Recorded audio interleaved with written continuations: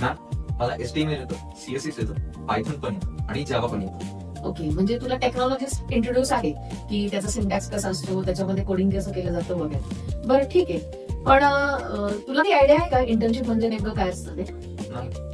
Actually इंटर्नशिपचं meaning असं असतं की जो तुमचा एज्युकेशनल करिक्युलम जो आहे, सिलेबस जो आहे, त्याच्यानुसार तुम्ही कॉलेजमध्ये सगळं टेक्नॉलॉजीज अपडेट करत असतात आणि त्याच्यामधून आपण काय करतो की एखाद्या कंपनीमध्ये जो प्रोजेक्ट असेल त्या प्रोजेक्टवरती ती टेक्नॉलॉजी कशी यूज करायची किंवा त्या टेक्नॉलॉजीचा वापर करून तो प्रोजेक्ट कसा डिप्लॉय करायचा, हे आपण इंटर्नशिपमध्ये पहिली गोष्ट तर शिकलं पाहिजे. आणि इंटर्नशिपचं मिनिंग असं आहे की प्रत्येक प्रोजेक्ट स्क्रॅच टू डिप्लॉयमेंट पर्यंत तुम्ही कसा डेव्हलप करायचा.